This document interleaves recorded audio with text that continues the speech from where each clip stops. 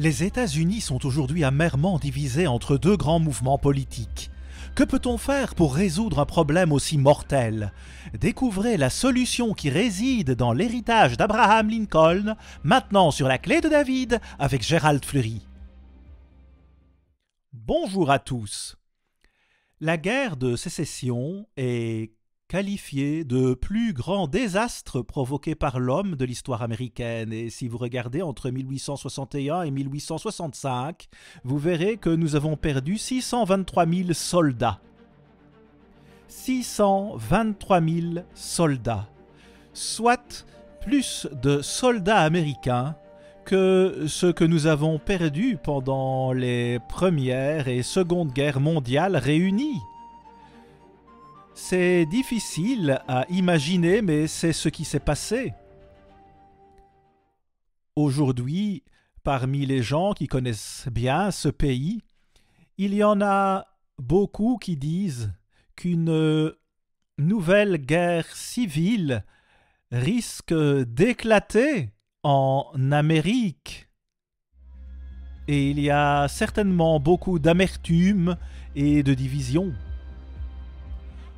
Dans son livre Novembre, l'élégie de Lincoln à Gettysburg, Ken Graham a écrit « Si nous, les Américains, ne pouvons pas redécouvrir Lincoln, nous sommes perdus. » Peut-être que cela a l'air un peu arrogant, mais je vous le dis, c'est une déclaration très profonde, et aujourd'hui j'aimerais vous montrer pourquoi.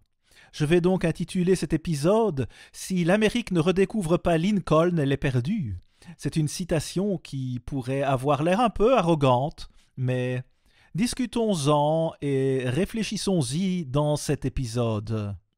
Lincoln avait reçu moins d'une année d'instruction formelle, mais je pense qu'il était l'homme le plus instruit que nous ayons jamais eu à la présidence.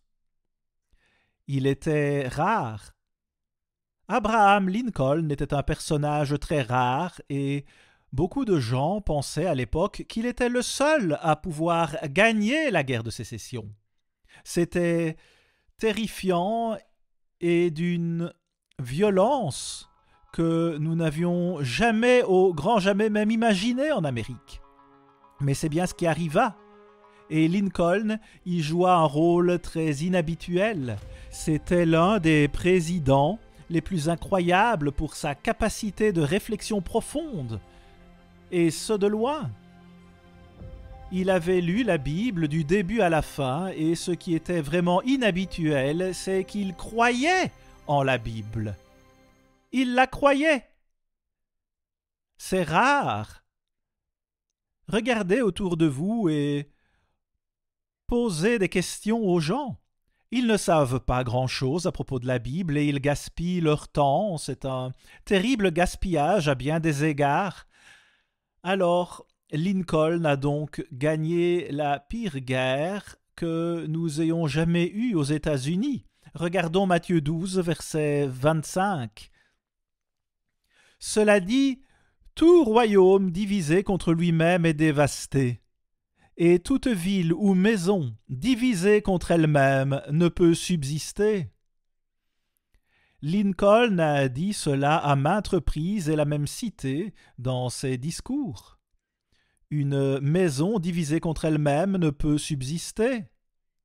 Si vous regardez l'Amérique, la Grande-Bretagne et l'État juif, trois pays qui sont souvent d'accord sur la politique étrangère, vous verrez qu'ils sont tous les trois amèrement divisés dans leur propre pays. Et cela veut dire que c'est une division amère de la pire des façons, c'est inquiétant. Voici ce que dit Alexis de Tocqueville. « Toute société libre, fondée sur la liberté, mais sans loi morale sacrée pour régir les actions des individus, ne peut subsister. » Bien sûr, il parlait de cette même écriture que je viens de vous lire, et il y pensait. Abraham Lincoln a fait ce commentaire avant même le début de la guerre. Voici ce qu'il a dit. « À mon avis, la division, ils étaient divisés sur plusieurs questions majeures, il a dit, à mon avis, La division ne prendra fin que lorsque nous aurons atteint et surmonté une crise. Nous devons passer par une crise, comme il l'a dit. Pourquoi est-ce le cas? Quelles leçons en tirons-nous? Quelles leçons avons-nous tirées aujourd'hui d'Abraham Lincoln et de la guerre de sécession de 1861 à 1865? Une maison divisée contre elle-même ne peut subsister. Voici ce que dit Marc 3, verset 24. Si un royaume est divisé contre lui-même, ce royaume ne peut subsister. Et si une maison est divisée contre elle-même, cette maison ne peut subsister. C'est ce dont parlait Lincoln juste avant la guerre de sécession. Il parlait de ces questions et était vraiment alarmé en raison de ce qui se passait en Amérique. Je voudrais vous lire une proclamation qu'il émit le 30 avril 1863, déclarant une journée nationale de jeûne et de prière. Ce grand président déclara, je cite, « Il est du devoir des nations, ainsi que du devoir de l'homme, de reconnaître leur dépendance à l'égard de la puissance régnante de Dieu et de reconnaître la sublime vérité annoncée dans les Saintes Écritures et prouvée par toute l'histoire, à savoir que seules sont bénies les nations dont Dieu est le Seigneur. Nous avons reçu les plus belles bénédictions du ciel. Nous avons été préservés pendant de nombreuses années dans la paix et la prospérité. Nous avons grandi en nombre, en richesse et en puissance comme aucune autre nation n'a jamais fait. Or, nous avons oublié Dieu. Nous avons oublié Dieu. Eh bien, ce sont des mots forts venant d'un président des États-Unis. Pouvez-vous imaginer un président moderne parler de cette façon? C'est improbable. Or, voilà ce qui s'est passé. Il poursuit en disant « Nous avons oublié la main bienveillante qui nous a préservés dans la paix et qui nous a multipliés, enrichis et fortifiés, et nous avons vainement imaginé, par la fourberie de nos cœurs, que ces bénédictions étaient le fruit d'une sagesse et d'une vertu supérieure qui nous étaient propres. » Et Lincoln ordonna un jour de jeûne et de confession devant notre Dieu. En d'autres termes, il a sommé le peuple à se repentir. C'est de cela qu'il parle ici. Il voulait que l'on se repente. Et je pense que ce message a trouvé un écho à bien des égards. Vous pouvez consulter de nombreuses statistiques, mais en voici quelques-unes. Il fut un temps où les États-Unis produisaient à eux seuls 73% des automobiles. En 1966, les États-Unis et le Royaume-Uni produisaient ensemble 55% des automobiles, avec 44% en provenance des seuls États-Unis. Notre livre Les Anglo-Saxons selon la prophétie contient de nombreuses statistiques, alors Abraham Lincoln a certainement dû comprendre certaines des prophéties de la Bible. Rappelez-vous qu'il l'a lu du début à la fin. C'est bien ce qu'il a fait. Et nous en avons parlé dans certains articles, à savoir que selon les Écritures, les Américains allaient posséder la plus belle partie de la terre. Dans Genèse 35, versets 11 et 12, il est question de la plus grande nation qui ait jamais existé sur cette terre, maintenant et à l'avenir, et du plus grand empire qui ait jamais existé sur terre, l'empire de la Grande-Bretagne. Et comment ont-ils obtenu toutes ces richesses? Nous n'avons pas créé cela. C'est un don de Dieu. Cette merveilleuse richesse que nous avons. Et cette prophétie se trouve dans ces deux versets, dans Genèse 35, versets 11 et 12. Nous vous proposons notre livre Les Anglo-Saxons selon la prophétie, et tous nos livres et brochures sont gratuits. Tous nos ouvrages sont disponibles sans frais. Donc si vous souhaitez en lire plus à propos de cette prophétie de Genèse 35, vous pouvez trouver tout cela dans ce livre très bien écrit. Lincoln a poursuivi en disant qu'en examinant les deux parties Et les deux côtés de la question, il voyait partout en Amérique le mépris de la loi. Il savait bien que c'était quelque chose qui allait poser un vrai problème. L'anarchie. Cela ne fut pas le cas seulement quelques années auparavant, mais les choses ont commencé à changer et ce n'était plus un petit problème. Et il poursuit en disant que si nous en venons à mépriser la loi, alors ce n'est rien d'autre qu'un suicide. Nous nous suicidons.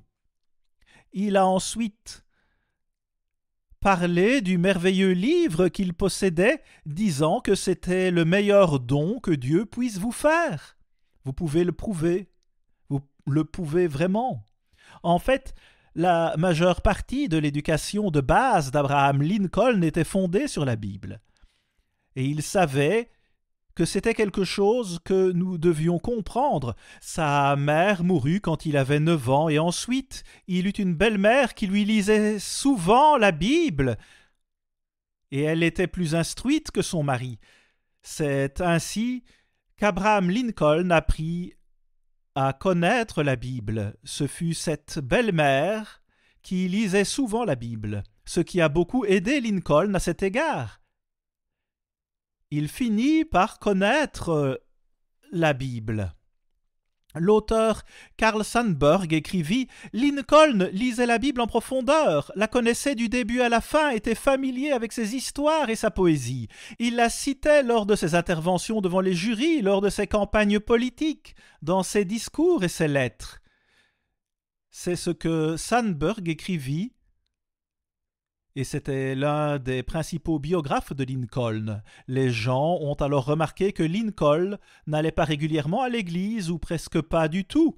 Il y a plusieurs livres qui vous le disent. Ce n'était pas par ignorance ou désaccord avec la Bible, c'était plutôt en raison de sa connaissance de la Bible qu'il resta loin des églises, parce que lorsqu'il y allait, l'on n'enseignait pas à partir de la Bible. Voilà ce qui se passait. Abraham Lincoln avait un esprit profond et il comprenait la Bible. Il croyait en la Bible, il lisait la Bible, il connaissait la Bible et il connaissait Dieu d'une manière particulière. Ce n'était pas en raison d'une haine quelconque envers des gens qui n'assistaient pas à l'Église. Selon lui, c'était parce qu'il n'enseignait tout simplement pas à partir de la Bible. Voici une autre citation dans Les mentors de Lincoln. Michael Gerhardt écrit « Honorer la bataille était secondaire pour Lincoln. Il avait les yeux rivés sur la vue d'ensemble. » Il aborde ici le discours de Gettysburg. Ce qui se passa à Gettysburg fut monumental, mais ce n'était qu'une partie de la totalité de la guerre de sécession, qui restait toujours sans issue. La question brûlante dans l'esprit de tant de gens était pourquoi cette guerre effroyable devait se poursuivre? Pourquoi ne pouvons-nous pas tout simplement y mettre fin? Lincoln devait leur donner la réponse et les convaincre. Il était donc bien conscient que les gens posaient toutes ces questions et se plaignaient à ce sujet, et bien sûr, il avait du mal à trouver suffisamment de soldats pour se battre. C'était une situation très difficile. Mais il prononça le discours de Gettysburg, et ce discours ne dura que 3 minutes, voire moins de 3 minutes. Néanmoins, il est certainement devenu l'un des plus grands discours jamais prononcés de loin. Permettez-moi de vous lire un extrait de ce discours de Gettysburg. Il commence ainsi. « Il y a 87 ans, nos pères firent naître sur ce continent une nouvelle nation, conçue dans la liberté et vouée à la thèse selon laquelle tous les hommes sont créés égaux. » Tous les hommes sont créés égaux. Cela nous renvoie à la déclaration d'indépendance, le 4 juillet 1776. Et il dit « Tous les hommes sont créés égaux. » À l'époque, l'esclavage existait encore, mais Lincoln était sur le point de changer tout cela. Voilà le genre de dirigeant qu'il était. Pour mentionner les 87 ans, il employa en anglais une tournure tirée tout droit de la Bible, qui se trouve dans certains des psaumes ainsi que dans quelques autres passages. Il voulait intégrer le langage de la Bible dans son discours. Les les Américains essayaient de faire comprendre au monde qu'il s'agissait de la première fois dans l'histoire du monde qu'une nation et ses représentants avaient prononcé ces mots, la toute première fois sur Terre. Et il allait diriger la nation de cette manière. Ce fut la première fois dans l'histoire du monde qu'une nation faisait cela. L'on a déclaré que tous les hommes sont créés égaux. Y croyons-nous? À quel point aimons-nous Abraham Lincoln? La plupart des historiens vous diront qu'il fut l'un des plus grands, sinon le plus grand de tous nos présidents. Il nous incombe de connaître son histoire et, à bien des égards, il est même un témoin contre nous si nous ne faisons pas attention. J'ai écrit ce qui suit. Sans la déclaration d'indépendance, il n'y aurait même pas de constitution. Plusieurs historiens affirment que Lincoln comprenait que la Constitution fut bâtie sur le fondement posé par la Déclaration. Tous les hommes sont créés égaux. Il criait ce message au monde entier. Et quelle merveilleuse déclaration au monde! Comme il est émouvant qu'une nation puisse faire cela. Voyez-vous souvent une telle chose se produire? Lincoln établit le rapport entre la déclaration d'indépendance et la Constitution, et il aborda aussi la question de l'émancipation en disant « Eh bien, si nous n'examinons pas la Bible pour trouver la réponse, nous ne savons même pas ce qui est bien et ce qui est mal. » Nous ne savons tout simplement pas. Alors il a poursuivi le discours en disant que la vie ne dure que quelques années. Nous vivons peut-être un peu plus de 70 ans. Mais dit-il, d'ici peu, nous nous envolons. Nous allons mourir et nous ne serons plus. La vie est courte. C'est assez évident à chacun d'entre nous. Mais je vais vous dire une chose que nous devons tous comprendre. Lincoln intégra Dieu dans la guerre de sécession. Il impliqua Dieu dans la guerre de sécession. Et il finit par gagner cette guerre. Est-ce la raison? Je pense que nous devrions y réfléchir et nous efforcer de répondre à cette question. Alors il poursuivit dans son discours de Gettysburg. C'est plutôt que nous soyons ici voués à la grande tâche qui reste à accomplir, afin que de ces morts honorés nous tirions un dévouement accru à la cause pour laquelle ils ont sur ce champ donné la dernière mesure de leur dévouement, et que nous soyons ici fermement résolus à ce que ces morts ne soient pas morts en vain, que cette nation sous l'égide de Dieu connaisse une nouvelle naissance de la liberté, et que le gouvernement du peuple par le peuple pour le peuple ne disparaisse pas de la terre.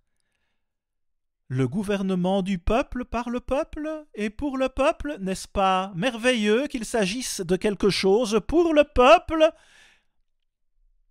et non d'un tyran qui nous gouverne, mais plutôt de laisser le peuple gouverner par le biais du vote, comme c'est le cas dans cette nation, en Grande-Bretagne et dans les nations d'Israël.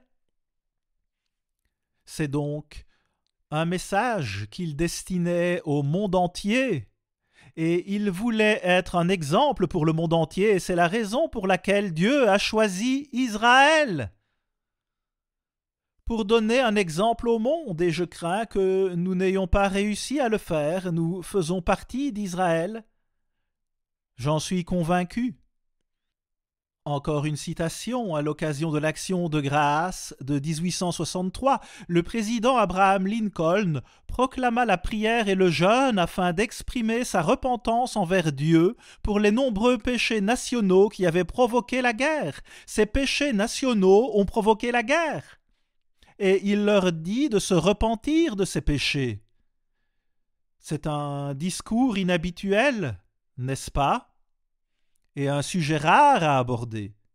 Si vous examinez le discours de sa deuxième investiture, vous voyez que c'était semblable à un sermon, car il cite les Écritures à de nombreuses reprises. Il mentionne Dieu 14 fois dans ce discours de sa deuxième investiture. Il cite les Écritures 4 fois, il invoque la prière 4 fois, et il déclare que l'esclavage est un péché. C'est un péché, bien sûr, et nous devrions savoir cela.